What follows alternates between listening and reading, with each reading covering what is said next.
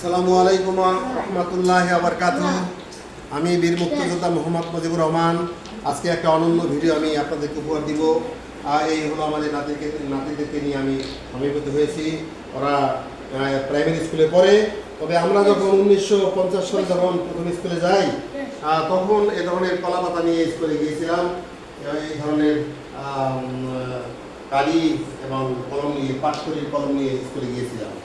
তো আজকে তো আধুনিক যুগ, তাদের খাতা পেন্সিল, রিক্সা গাড়ি, বাস, মোটরসাইকেল, প্রাইভেট কারে যায়, তারপরও ছেলেরা সেভাবে লেখাপড়া করে না।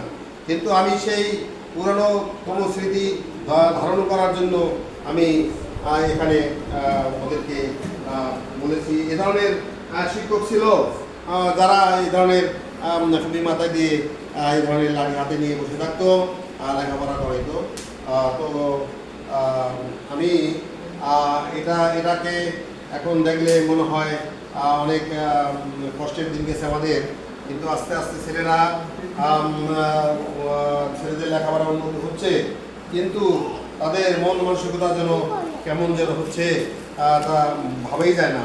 তো আগে আমরা যখন লেখাপড়া করছি তখন স্বরলিপি বই পড়তাম।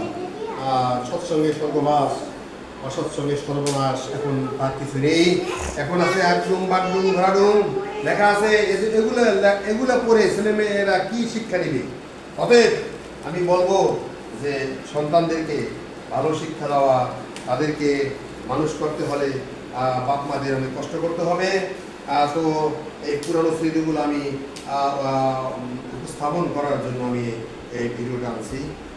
তো আপনারা সবাই আমার জন্য দোয়া করবেন, আমি যেন এভাবে সুন্দর সুন্দর ভিডিও উপস্থাপন করতে পারি, সবাইকে দেখাতে পারি।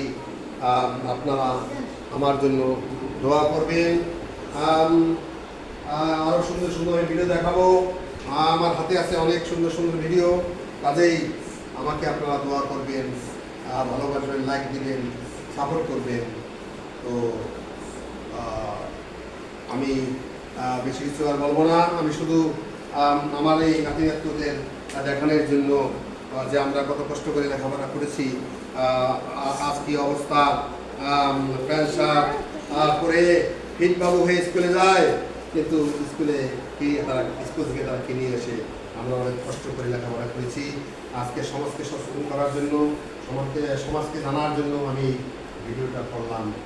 আমার ভিডিওটা যদি আমার পছন্দ হয় আপনারা দেখবেন এবং আপনারা লাইক করবেন, ভিডিও দিবেন, তাহলে আমার সার্থক হবে।